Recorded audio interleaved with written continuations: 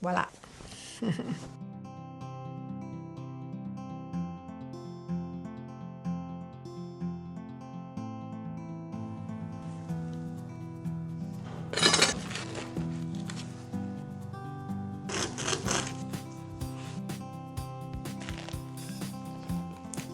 Focaccia genovese.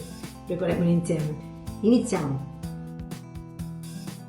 200 ml di acqua, temperatura ambiente. Ci sciolgo dentro 15 g di lievito di birra fresco o 4 g di quello secco.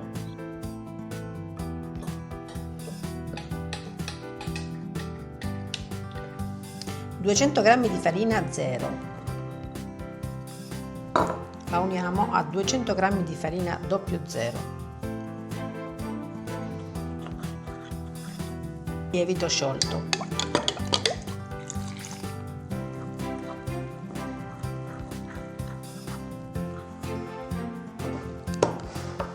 Un cucchiaino di zucchero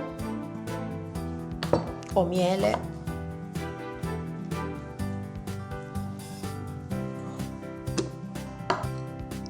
Un cucchiaino abbondante di sale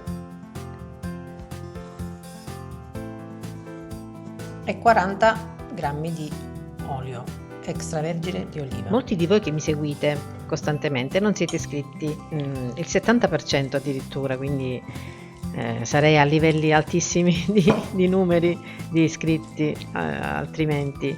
Quindi vi chiedo, dato che non costa nulla, quindi è gratis e mi seguite costantemente, se potete iscrivervi, così crescerà il canale ancora di più, o di controllare che l'iscrizione non sia stata annullata per sbaglio. Ma vi ringrazierò sempre e comunque per essere così presenti nei commenti, mi fa molto piacere interagire con voi, cerco di rispondere a tutti finché posso. Sono da sola a fare tutto, quindi non ho persone che mi aiutano, tranne mio marito che mi aiuta pure nelle traduzioni, ma cerco di fare tutto da sola perché è una passione e vorrei rimanesse tale. Grazie mille. E ci siamo. Naturalmente, come tutti gli impasti, puoi impastare in planetaria, va benissimo. Pulisco la ciotola. Ecco qui.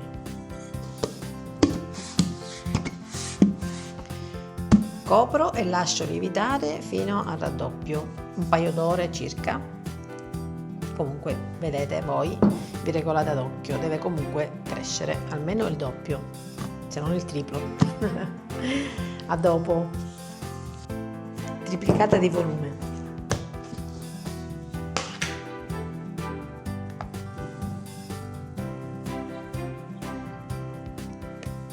La stendo sul piano con poca farina sotto, così da cercare di farla il più sottile possibile, compattando sempre la parte centrale in modo che venga uniforme.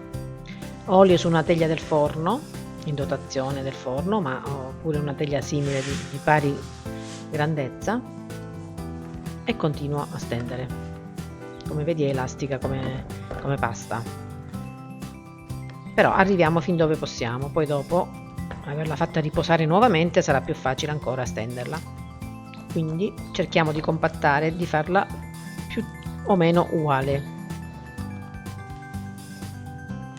Copriamo e lasciamo lievitare ancora per un'ora almeno, deve raddoppiare, e poi proseguiamo con i buchini classici della focaccia. Ed ora ripulisco. La focaccia è buonissima da mangiare così semplice, da accompagnare a salumi e formaggi, ma visto che siamo in prossimità delle belle giornate, ahimè ancora pochissime, la farcisco con pomodori conditi con olio, sale, origano, lattuga e maionese, la classica. Voilà.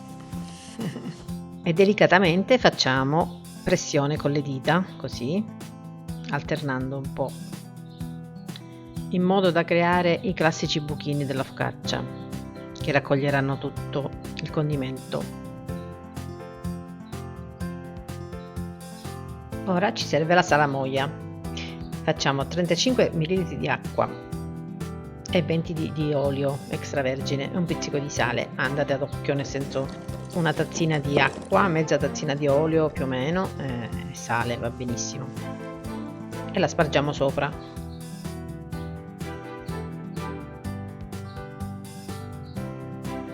Così riempirà i classici buchi, facendola diventare croccantissima.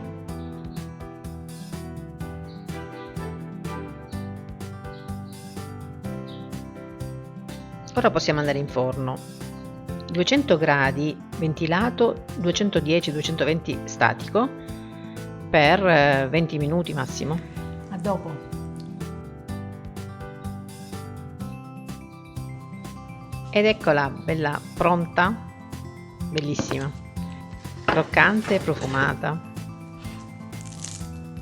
bollente, pronta da mangiare.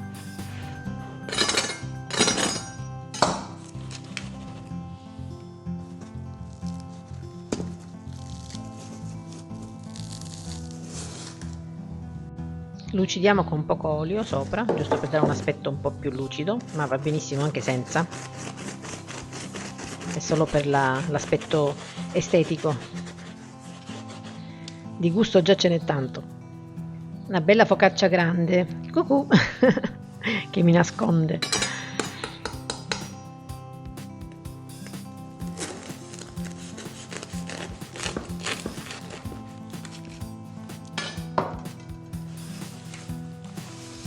Guarda che meraviglia di focaccia, buona buona, da servire anche con una mortadella sopra o con fatta doppia, come ti dicevo, come farò adesso, o tutti i salumi, qualsiasi cosa va benissimo. Anche stamattina l'ho pucciata nel caffè latte perché non ci credevo, ho dovuto provare, è buonissima. Se mi segui sui social Instagram e Facebook l'avrei vista nelle storie. Guarda che meraviglia anche internamente, quindi come vedi si può tranquillamente tagliare a metà nonostante è sottile, e l'ho farcita con maionese, che adoro questo tipo di farcia nelle focacce fredda, pomodoro e lattuga, puoi mettere prosciutto, altre cose, tonno, ci sta benissimo.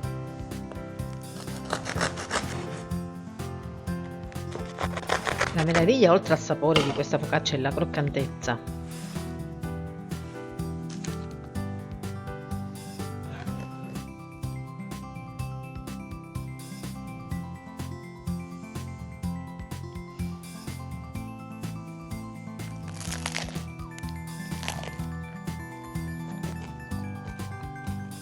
Beh, non c'è bisogno di commentare, si sente la fragranza di questa focaccia.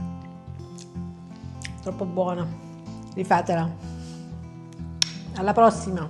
Ciao ciao. Se ancora non l'hai fatto iscriviti, è gratis. Grazie.